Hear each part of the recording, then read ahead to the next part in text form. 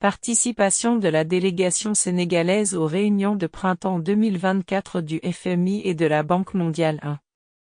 Une délégation conduite par le ministre des Finances et du Budget composée du ministre de l'Économie, du Plan et de la Coopération, du ministre de l'Énergie, du Pétrole et des Mines et du ministre secrétaire général du gouvernement, a représenté le Sénégal aux réunions statutaires de printemps organisées par le Fonds monétaire international et la Banque mondiale à Washington du 15 au 21 avril 2024.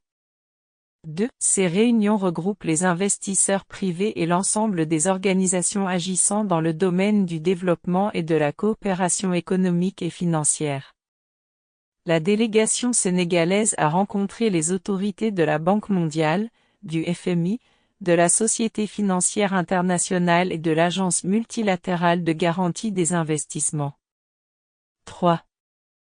La délégation a également eu des échanges avec le ministre des Finances et du Budget de la République de Côte d'Ivoire, président du Conseil des ministres de l'Union économique et monétaire ouest-africaine ainsi que les ministres chargés des Finances de la République islamique de Mauritanie et de la République de Gambie.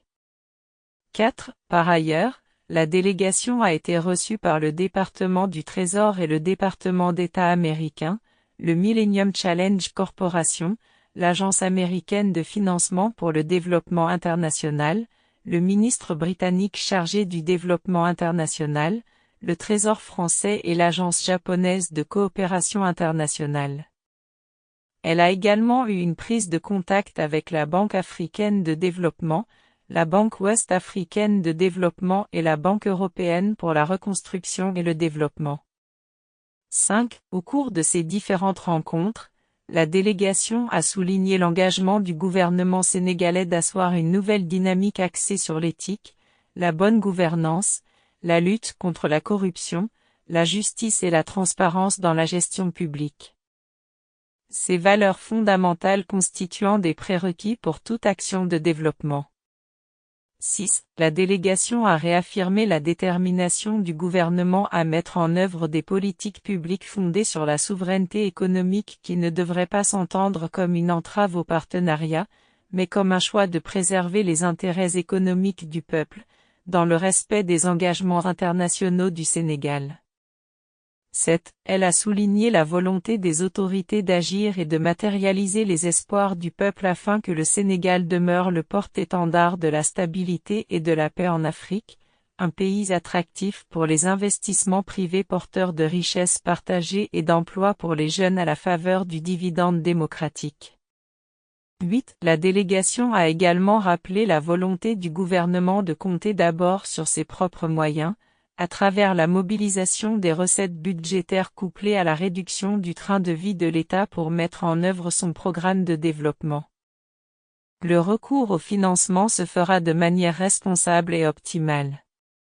9. La délégation a réaffirmé la ferme intention des nouvelles autorités de promouvoir l'intégration africaine et de défendre les intérêts du Sénégal et de l'Afrique au sein des institutions internationales.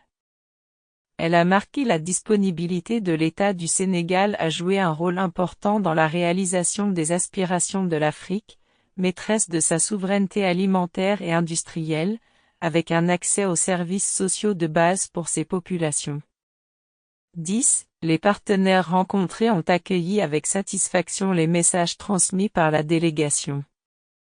Ils se sont félicités de la détermination du peuple et des institutions sénégalais pour préserver l'ancrage du pays à la démocratie et à l'état de droit.